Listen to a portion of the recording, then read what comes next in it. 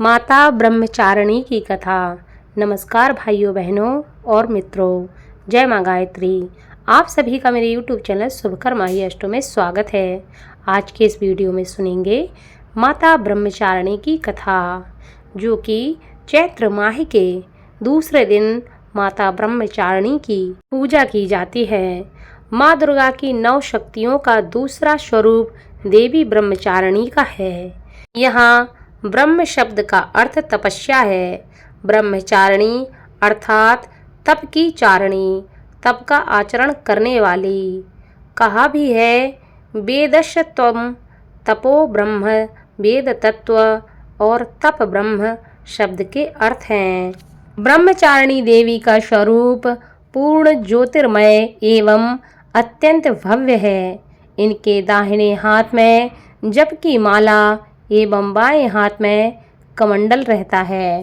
पौराणिक कथा के अनुसार अपने पूर्व जन्म में जब यह हिमालय के घर में पुत्री रूप में उत्पन्न हुई थी, तब नारद के उपदेश से इन्होंने भगवान शंकर को अपने पति रूप में प्राप्त करने के लिए अत्यंत कठिन तपस्या की थी। इस दुष्कर तपस्या के कारण इन्हें तपश्चारिणी अर्थात ब्रह्मचारिणी नाम से अभिहित किया गया।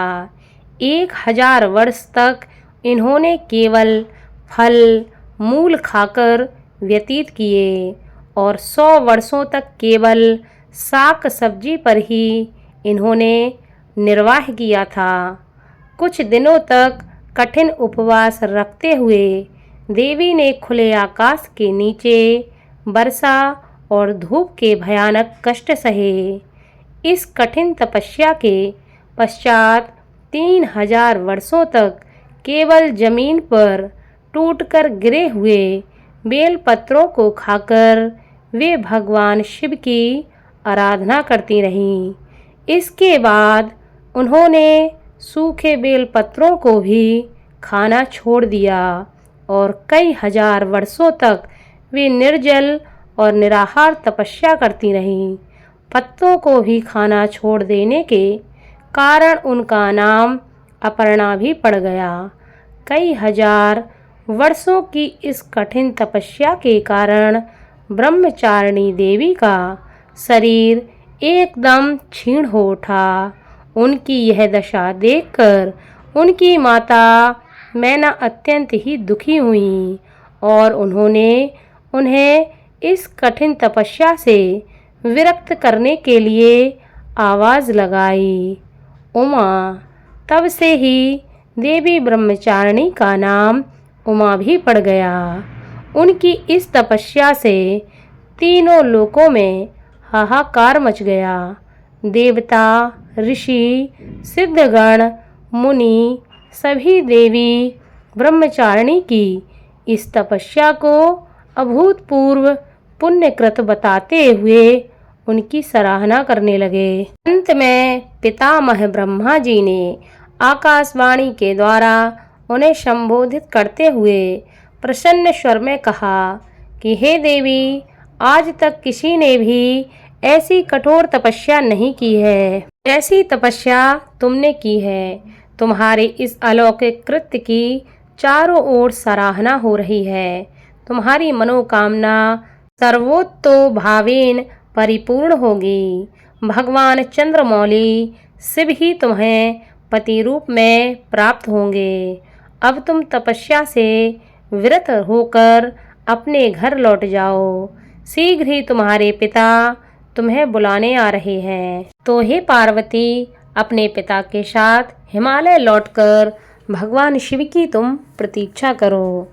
देवी ब्रह्मचारिणी की आराधना से अनंत फल की प्राप्ति एवं तप, त्याग, वैराग्य, सदाचार, संयम जैसे गुणों की वृद्धि होती है। जीवन के कठिन संघर्षों में भी व्यक्ति अपने कर्तव्य से विचलित नहीं होता। माँ ब्रह्मचारिणी देवी की कृपा से उसे सर्वत्र सिद्धि और विजय की प्राप्ति होती है। लालसाओं से मुक्ति के लिए माँ ब्रह्मचारिणी का ध्यान लगाना बहुत अच्छा होता है। माता ब्रह्मचारिणी को शक्कर के बने पदार्थों का भोग लगाना चाहिए। माता को चमकीले सफ़ेद वस्त्र पहनाने चाहिए। माता को प्रसन्न करने के लिए माता के इस मंत्र का जप अवश्य करना चाहिए। या देवी सर्वभूतेषु माँ ब्रह्मचारिणी रूपेण संस्थिता नमस्तस्यै नमस्तस्यै नमस्तस्यै नमो नमः। इस मंत्र का अपनी यथाशक्ति आपको अवश्य ही जप करना चाहिए। ऐसा करने से माता की कृपा आपको प्राप्त होगी और आपके जीवन के समस्त संकट और समस्याएं दूर होंगी। माता ब्रह्मचारिणी को प्रसन्न करने के लिए दूसरे दिन सुबह उठकर जल्दी स्नान कर लें। फिर पूजा के स्थान पर गंगा जल डालकर उस स्थान को शुद्ध कर लें। घर के मंदिर में दीप प्रज्वलित करें। माँ दुर्गा का गंगा जल से अभिषेक करना चाहिए। अब माँ दुर्गा को अर्घ्य देना चाहिए। माँ को अक्षत, सिंदूर और लाल पुष्प अर्पित करना चाहिए। प्रसाद के रूप में फल और मिठाइयाँ भी चढ़ानी चाहिए। धूप और दीपक जलाकर दुर्गा चालीसा का भी पाठ कर सकते हैं और माँ की आरती अवश्य करनी चाहिए। माँ को भोग भी लगाएं तो इस बात का ध्यान रखें, भगवान को सिर्फ सात्विक चीज़ों का ही भोग लगाना चाहिए। देवी ब्रह्मचारिणी को गुड़हल और कमल का फूल बेहद प्रिय है, इसलिए इनकी पूजा के दौरान उन्हें इन्हीं फूलों को चढ़ाना चाहिए। देवी माँ के चरणों में इन फूलों को चढ़ाने से मनोकामना पूर्ण होती है। चूँकि माता को चीनी और मिश्री काफ़ी पसंद है, इसलिए माँ को भोग में चीनी और मिश्री और पंचामृत का भोग भी लगा सकते हैं। माँ ब्रह्मचारिणी को दूध से बने व्यंजन अति प्रिय हैं, इसलिए आप इन्हें दूध से बने व्यंजनों का भोग लगा सकते हैं। इस भोग से देवी ब्रह्मचारिणी प्रसन्न होती हैं।